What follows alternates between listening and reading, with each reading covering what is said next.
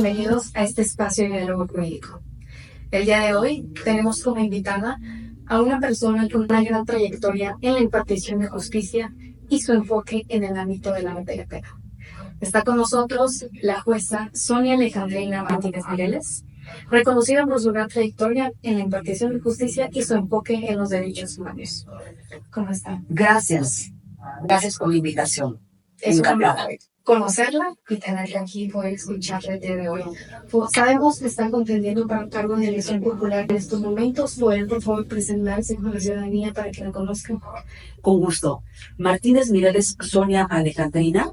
Aparezco en la boleta rosa, candidata a magistrada penal federal por Nuevo León y para Nuevo León con el número 07, segundo distrito electoral. Gracias. ¿Cómo fue que decidió dedicarse a la materia penal? ¿Siempre fue su sueño desde niña ser jueza y posterior aspirar a ser magistrada? No, realmente yo era civilista. Yo inicié siendo civilista. Descubrí que me gustaba la materia penal por la lectura, y no solo en las materias ordinarias de la universidad, sino con posterioridad ya cuando inicié a ser jueza civil. Pero bueno, yo pensé, siempre sentí que me gustaba al momento de leer. Sin embargo, me enamoré de la materia penal cuando confirmé, siendo jueza de Doctor Arroyo, Nuevo León, cuando confirmé que efectivamente es la materia más sensible, más necesitada de justicia y en donde menos la hay. Fue cuando al descubrirlo me enamoré de esa materia. Y aquí estoy. ¿Qué le diría a la versión más joven de usted que empezaba a estudiar Derecho? De hecho, acabo de estar precisamente con un grupo de jóvenes. Me hacen esta pregunta. Yo concluí diciéndoles y lo vuelvo a repetir. Sí, si les agrada el derecho, adelante, estudiando. Pero independientemente de que estén estudiando derecho, además, practiquen, hagan ejercicio de campo en su profesión para que conozcan la diversidad de las materias y que no solo les guste, que les apasione.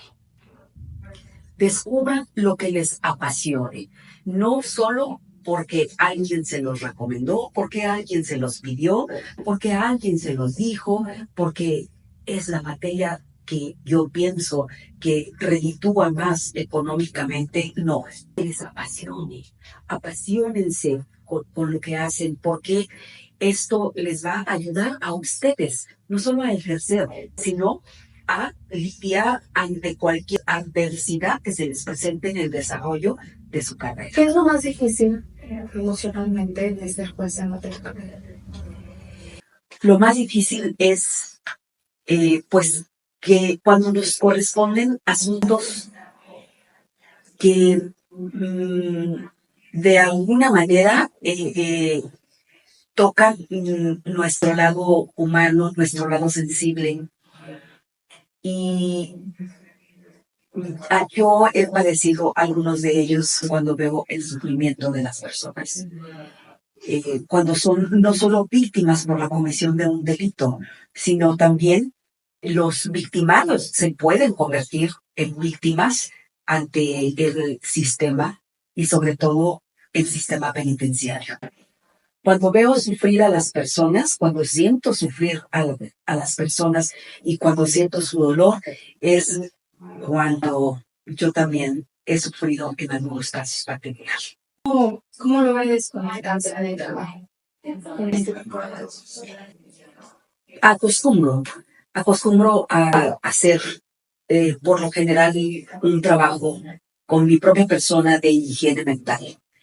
¿Es difícil? Sí, pero no imposible. En ocasiones, no crean, en ocasiones sí batallo un poco en esa desconexión.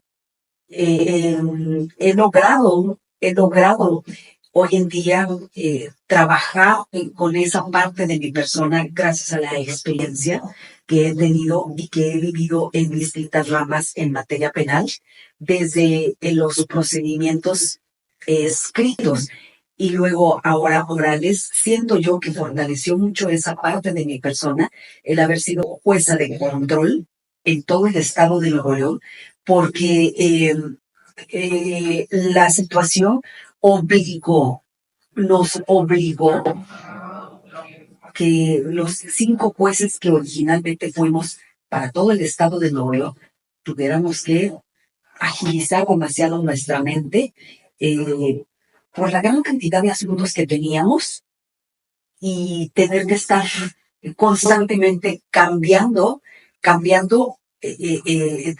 en la atención de la diversidad de asuntos, pero no solo eso. Tuve que aprender a trabajar con el desprendimiento y además tuve que, por necesidad forzosamente, aprender que tenía que dejarlo atrás para poder descansar con mi persona, retomar el sueño y no descontrolar mi interior. Eso se aprende con la experiencia. Así es, me imagino que la guiación de eso.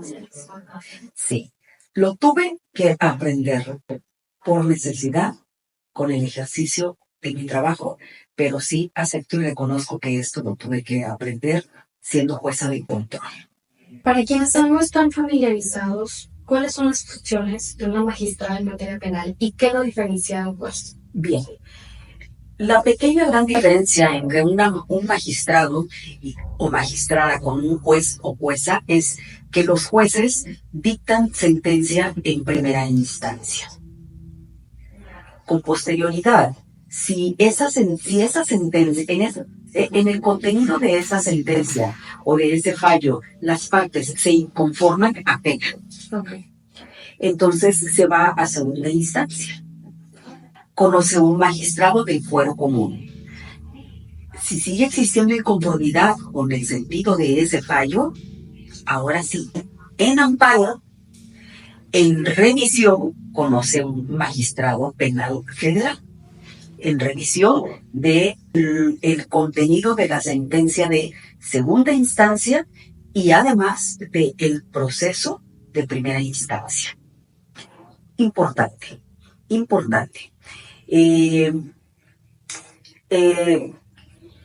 La pregunta es, ¿qué marca la diferencia entre el conocimiento de un magistrado penal federal y un juez o jueza? Bueno, esa podría ser una diferencia, que el magistrado penal federal conoce después del dictado de la sentencia de segunda instancia. Esa podría ser una diferencia.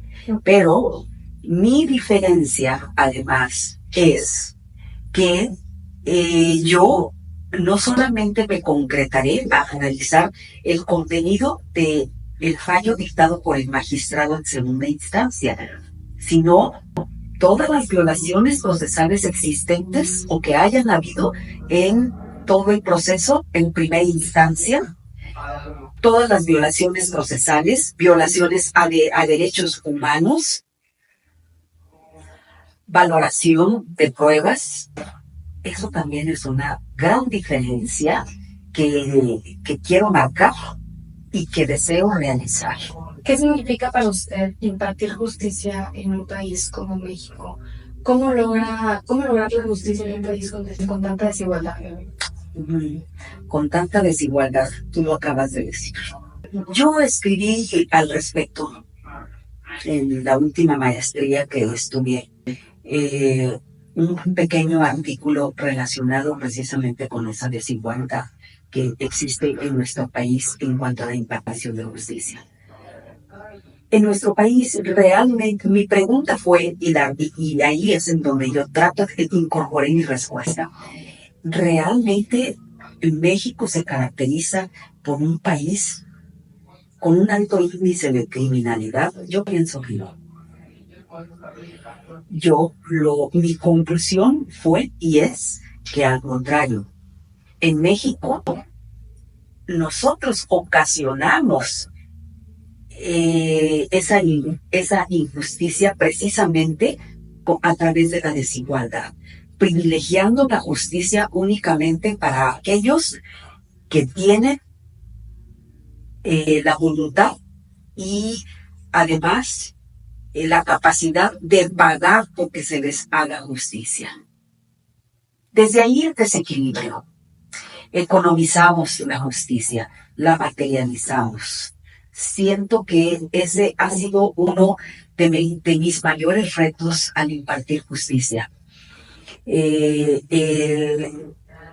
lidiar con el sistema penal para que éste no se materialice, para que éste no se economice, para que éste precisamente sea imparcial, para que a éste tengan acceso todas las personas por igual, y para que al contrario,